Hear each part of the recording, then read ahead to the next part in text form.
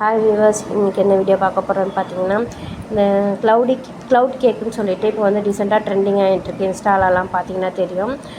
சரி அதை செய்யலான்னு சொல்லிட்டு நான் தாங்க எடுத்தேன். பட் பையன் வந்து நான் செய்வேன் அப்படின்னு சொல்லிட்டு ஒரே இடம். சரி நீயே செய்ப்பான்னு சொல்லிவிட்டு அவர் உட்காந்து செய்கிறேன்னாரு. இதுக்கு வந்து பார்த்திங்கன்னா நான் வந்து 3 முட்டை எடுத்திருக்கேங்க. 3 முட்டையோட வெள்ளைக்கரு மட்டும்தான் எடுத்திருக்கேன்.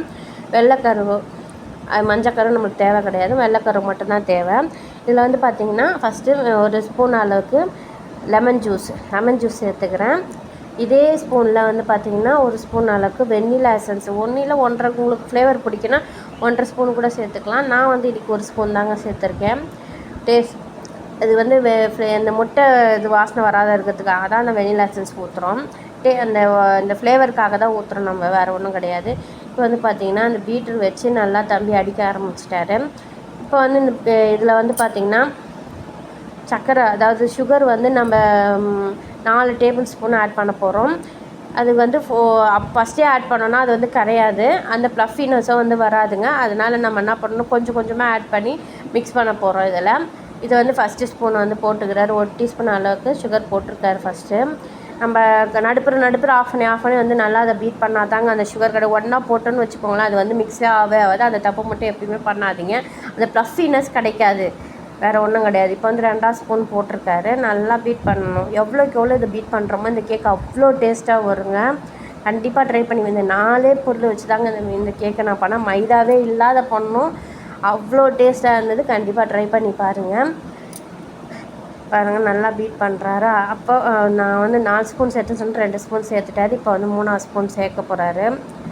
அவருக்கு வந்து கண்டினியூஸாக போட்டு அப்படியே பீட் பண்ண தெரியல, அதனால் கொடுங்கன்னு ஆஃப் பண்ணிவிட்டு எடுத்து போட்டு யூஸ் பண்ணுறாரு. நீங்கள் வந்து கண்டினியூஸாக அடிங்க, ஒன்றும் தப்பு கிடையாது. இப்போ வந்து 3 ஸ்பூன் போடுறான். நல்லா பீட் பண்ணிக்கணும். நீங்கள் வந்து சுகர் வந்து சாப்பிட மாட்டீங்க அப்படின்னா 3 ஸ்பூன் போதுங்க. நாங்கள் வந்து சுகர் நல்லாவே சாப்பிடுவோம், அதனால் நான் 4 ஸ்பூன் சேர்த்துருக்கேன் இன்றைக்கி. எங்களுக்கு வந்து என் பையனை வந்து பார்த்திங்கன்னா சுகர் நிறையவே எடுத்துப்பாங்க, அதனால் நான் 4 ஸ்பூன் எடுத்துக்கிட்டேன். எவ்வளோக்கு எவ்வளோ இது பீட் பண்ணுறோமோ அவ்வளோக்கு எவ்வளோ நல்லாயிருக்குங்க இந்த கேக்கு. திருப்பி சொல்கிறேன்னு இது பண்ணாதீங்க. அதை பாருங்கள், அந்த இது உண்டான சாட்சி கூட காட்டுறான் பாருங்கள், கொட்டவே கொட்டாது. அது அவ்வளோ இந்த அளவுக்கு வந்து நல்லா பீட் பண்ணணும் கேக்கை. நல்லா பீட் பண்ணிவிட்டு இதை வந்து என்ன பண்ண போகிறோம், ஒரு பவுலில், அதாவது கேக் டின் எடுத்துகிட்டு அதில் பட்டர் ஷீட் தாங்க போட்டுறோம். அதில் பட்டர்கிட்ட எதுவுமே தடவை வேண்டாம்.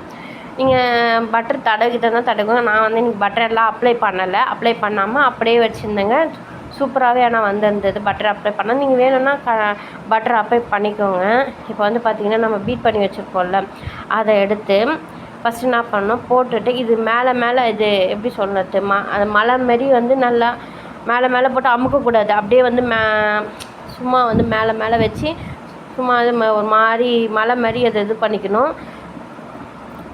டெக்கரேஷனுக்கு வந்து பார்த்திங்கன்னா தம்பி வந்து நட்ஸ் யூஸ் பண்ணலான்னு சொல்லிட்டு அவர் வந்து பாதாம் யூஸ் பண்ணியிருக்காரு. பாதாம் மட்டும் இல்லை, சாக்கோ சிப்ஸ் வந்து வீட்டில் இருந்தது யூஸ் பண்ணியிருக்காரு. இன்றைக்கி வந்து நான் ஓவனில் 160 டிகிரியில் 10 நிமிஷம் வந்து ப்ரீ ஹீட் பண்ணி வச்சுருக்கேன். இப்போ வந்து பார்த்திங்கன்னா 160 டிகிரியில் 20 நிமிஷம் வந்து அதை வந்து பேக் பண்ணி எடுக்க போகிறேன். பாருங்கள் எவ்வளோ ப்ளஃபினஸ், அப்படியே அது எவ்வளோ உப்பி வரும் பாருங்கள் எவ்வளோ உப்பி வந்திருக்கு பாருங்கள். அது டேஸ்ட் வைஸ் பார்த்திங்கன்னா அவ்வளோ சூப்பராக இருந்ததுங்க. கண்டிப்பாக ட்ரை பண்ணி பாருங்கள். எங்கள் வீட்டில் வந்து கிச்சின்னு தான் சொல்ல முடியும். என் பையனே அவ்வளோ விரும்பி சாப்பிட்டான். நான் இதான் ஃபஸ்ட் டைம் ட்ரை பண்ணுறேன், ஆனால் இவ்வளோ நல்லா வரும் நான் எதிர்பார்க்கவே இல்லைங்க. கண்டிப்பாக ட்ரை பண்ணி பாருங்கள். அவர் தான் வந்து எடுப்பேன்னு சொல்லிட்டு ஒரே இடம், அதனால் அவர் வந்து எடுத்துட்டார். இதை வந்து அவங்க அப்பாவும் அவ்வளோ தான் டேஸ்ட் பண்ணி பார்ப்பேன் அப்படின்னு சொல்லிட்டு சொன்னாங்க. சரி நீங்கள் 2 பேருமே டேஸ்ட் பண்ணி பார்த்துட்டு எப்படி இருக்குன்னு சொல்லுங்கள். சூப்பராக இருந்ததுன்னு சொன்னாங்க. டேஸ்ட் வைஸ் பார்த்திங்கன்னா அவ்வளோ நல்லா இருந்தது. கண்டிப்பாக நீங்களும் ட்ரை பண்ணி பாருங்கள். வீட்டில் இருக்க 4 பொருளை வச்சு எப்படி ஒரு சின்ன கேக் ரெசிபி தாங்க. கண்டிப்பாக உங்களுக்கு பிடிச்சிருக்கும்னு நினைக்கிறேன். மைதாலாம் யூஸ் பண்ணாத செஞ்ச கேக்கு. கண்டிப்பாக ட்ரை பண்ணி பாருங்கள்.